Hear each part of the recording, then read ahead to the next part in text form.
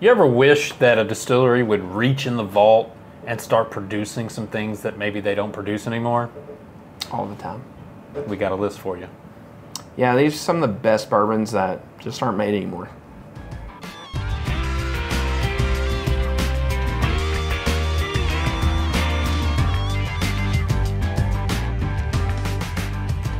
Welcome back to another edition of Bourbon Kingdom. I'm David. And I'm Zach. And today we're going to talk about, I guess, dreams. Fantasies. Dreams. So, What could be? we put together a list of bourbons of things that are not regularly produced anymore, or that we wish would in some way, shape, or form come back, or maybe sourcing would come back. Yeah. Or- Several of these, probably sourcing would come back. 1, 2, 3. 3 of them. Yeah. Some of the four. Yeah, that's true.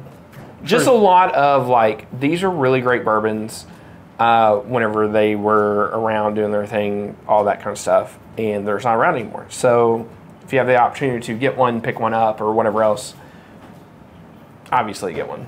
Yeah. These are obviously going to be hard, difficult bottles to find. Some of them are different tiers of difficult. Some of these are going to be different money that you have to spend. Yeah. But just overall, just kind of keep all that in mind. Yeah, So. and most of all, we're just talking about things that we wish would just be available. And regardless of price or whatever, it's just, hey, these would be really nice if they were still around and they were still being produced in really good ways. So do us a favor, hit the like, subscribe, turn on the notifications, and we're going to go ahead and jump through this list. All right, we ready? All right, let's start with the old Boon County single barrel. This is the 8-year. Yeah. Oh, I thought you were getting ready to start talking. I was like, oh, you're gonna lead this one? I've honestly only had, I think, one drink of this. Well, yeah. So Boone County, whenever they started going with these single barrels, they were all sourced wheaters from MGP. Yeah. And this thing was just like, it was honestly just slept on for the absolute longest time. Yeah. And yeah, I remember you telling me about these. He's like, man, this Boone County stuff was... well, and for a while you could drive up and get multiples, Yeah. and they started limiting. Because this was probably, this was pre me being completely into bourbon. Yeah, probably. Yeah, I think I was at the tail, it was like the tail end of them still sourcing. And then we kind of... they were still doing it during COVID. Well, Yeah. let me take it back. They were still releasing these during COVID. Yeah. And I've had a couple of times where I've like text buddies who live up there. I'm like, hey, can you go get this for me? Can you go get this for me? And it's like, it's always like not available, and like live right there. Yeah. But these are, we're not going so far back to where you can find them on the store like those 15-year-old picks they had back in the day. Yeah. But just these were just a couple years ago. Yeah. Where they were still doing this, and they're just gone. I don't think they have any barrels left. Probably from what not. I've been told. Yeah, probably not. All right. Ooh, I didn't know where you were gonna go with. Well, you know, I'm just grabbing just to grab. This is Yellowstone. Yellowstone Select. So this is like the first kind of batch that they came out with. Here's the thing. Not a lot of people understand this. There's older Jim Beam in this. There's like rumors of 10 to 15-year-old older Jim Beam. Let me say this. I fell in love with this. Dave was actually, he fell in love with this stuff too. Whenever he kind of first got into it, because that was what I was drinking a lot. Yeah, Yellowstone was it was probably my gateway bourbon. That or Town Branch, which I hate to even say now, but... yeah, it was a different time. Town Branch. Yeah. But whenever they were sourcing from there, and they were blending some of the younger stuff into it with also some of the older stuff. Yeah. And it was just, gosh, it was so good. It was money, and now they don't exist. But I still have one of these. Yeah. And this is near and dear to my heart. This was the drink we had on my bachelor party night. This is probably never going to be open. Maybe at some point in time. So maybe bourbon in the barn. No, probably not. I never know what Dave's going to open around here, so you just never know. Listen, I will never disrespect a bottle that's not open. I'll disrespect so many open bottles. And by disrespect, I mean drink as much as I can. 3/4 of it? Yeah, I'll do as much as I can. Yeah. All right, let's go. This is the Maker's Mark. These are commemorative bottles. And they still do these to a certain extent. But yeah, but not, they don't do these. But not with what is in here. Okay, so this is, a little backstory really quick. This is actually the very first bottle of bourbon I've ever owned. I put like little stickers back here to remind me of it. This was a gift to me whenever I was super young. This is like a Kentucky bottle for a national championship. That part of it is not important. The part that's important is this was made whenever they had their old, like the old setup for it. Yeah. The old setup, the old barrels, all this other stuff. Odor Maker's Mark is so much better. The best way of summing it up is if you've ever had cellar's age, it's like a cousin of that. Yeah. And that's the easiest way of describing it because there's so much characteristics of Maker's Mark cellar's age and like odor dusty makers. It's just really hard to describe. Yeah, I'm actually still on the hunt for one of these. These pop up every once in a while, and I'm always cheap. They're cheap. They are. I always am like a hair too late because somebody will bin it really, really quickly. And it doesn't even have to be. This is the '96 championship one. It doesn't even. It could be a U of L one. I'd actually probably be more apt to open a Louisville one than I would be. They don't have any older U of L ones because they weren't doing anything in the 90s. Oh yeah, that's true. They weren't. So. Kidding. I'm teasing. Yeah. All right.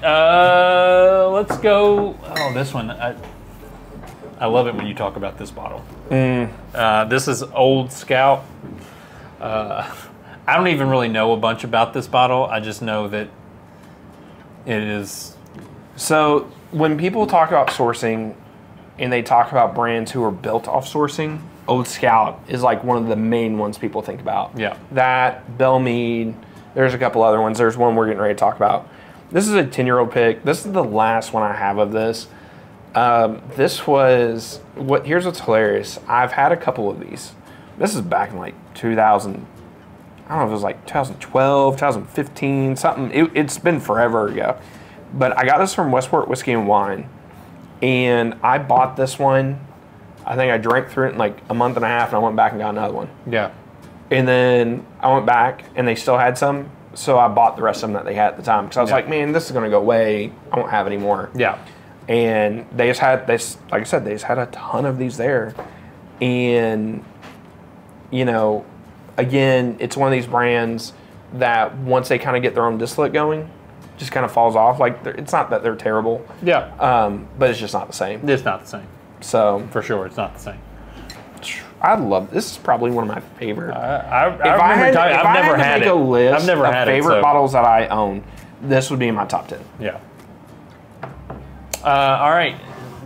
The next one on the list is the High West, the Yippee-Ki-Yay. It always makes me want to follow with Die Hard, but I won't. We know. I won't. So the only reason why I originally bought this bottle. Well, this isn't the first one I bought. The only reason why I ever got into High West is because I saw that bottle. It was like a week before Christmas. Yeah.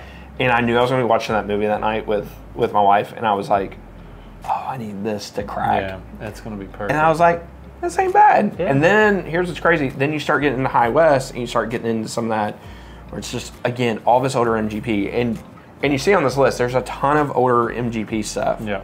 That's just amazing. And it just was. Then it's just a different time. It is. But man, like the old High West stuff, like Ross and Squibb, I'm talking to you seriously right now. If you're gonna buy somebody, bought Penelope, it's been great. It's going seriously great for both parties. Yeah. Buy High West. Bring High West back. Yeah. You might be the only distillery that can save High West. Ross and Squibb, ours formerly known as MGP. I know it's a lot of pressure, but you guys might be the ones. You could be the ones. Because kind of without them, it kind of went downhill. Mm-hmm. Hasn't been great for them. Yep. Just saying. But the old High West stuff, whenever people talk about legitimately how great like the Midwinter Ice Stram was, or Rise, whatever, that kind of stuff, legitimately top notch. Yep. Do yourself a favor. And do us a favor. Next on the list is the Booker's 30th anniversary. Should have brought yours since yours is open. I should have. Could at least drink on yours. I could have. I do enjoy drinking it. It's pretty amazing. But I'm still, again, I don't want to get too crazy with it. It's not so much the Booker's 30th. It's there's a lot of hardcore Booker's fans out there, and we don't review Booker's because we don't really like Booker's. I mean, you can go back into our archives and you can see that we reviewed Booker's for a while. It was bad. Some of it was rough. But it was more comedy than anything. But let me say this, guys. The fact that Booker's knows how to do an anniversary bottle. They know how to do an anniversary bottle. And they crush it. I mean, legitimately, this is fantastic. Yeah. This is legitimately like Whiskey of the Year contender. Their Booker's Rye... Since we opened it this year, is it? No. No, dang it. Their Booker's Rye that they did is arguably one of the greatest ryes of all time. Yeah. It's on that list. Yeah. So, for me, Booker's, like every 5 years, just do an anniversary.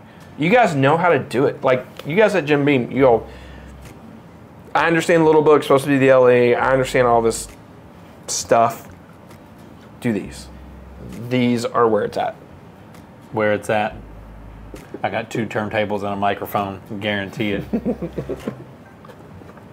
All right, last on our list is... I don't know if we can call this the greatest Dusty of all time, but maybe the most popular of Dusties. Well, I mean, all time. I mean, you just look at it. Like, it's a chessman. Yeah, the Old Crow chessman. It's just, I mean, it's just super cool. Like, I can imagine back in the day, these sitting on people's shelves, collecting dust. Wild. I mean, they're just so awesome looking. Listen, if you're a distillery, I know for some reason it does not financially make sense for you to put things in ceramic, containers anymore, but it's just super cool. Like Jim Beam used to do it. Old Crow did. I mean, Michter's did it. Well, but not all decanters taste the same. That is true. No, I'm not saying that all decanters taste the same. But it's like a little bit of nostalgia. Sure. Like 1000%. to bring some things back into some decanters would be super, super cool. Yeah. No, I agree. I mean, this one's special, so it is. This one's stupid special. Yeah. Dave and I actually have a sample of one to review. We just got to get around to doing like a themed Dusty week. Yeah. But we were given some samples from a dear friend of ours who he gave us some monster hitters. I can't wait for that day. But guys, I can't express to you all enough. The Old Crow, can we argue some Dusty Turkey? Yes. Can we argue some Dusty Old Granddad? Yes. Yes. We can argue about a lot of things. This is honestly maybe the poster child of Dusties. Yeah. Kind of that standard of like, hey, you really want to be a great Dusty? Chessman's where it's at. So, again, what's crazy is it's Old Crow. Like, at the end of the day, it's Old Crow, and now it's like rock gut whiskey. Yeah. Yeah. All in all, that's our list of like some things we wish were still available, that people would crack open their distillery vaults and just make some things magically appear, or just go back in time and produce them again. Tell us what's on your list. Tell us of some things that, man, you just wish they're not available anymore, but you wish they were. And until the next time, We'll see you. We'll see you.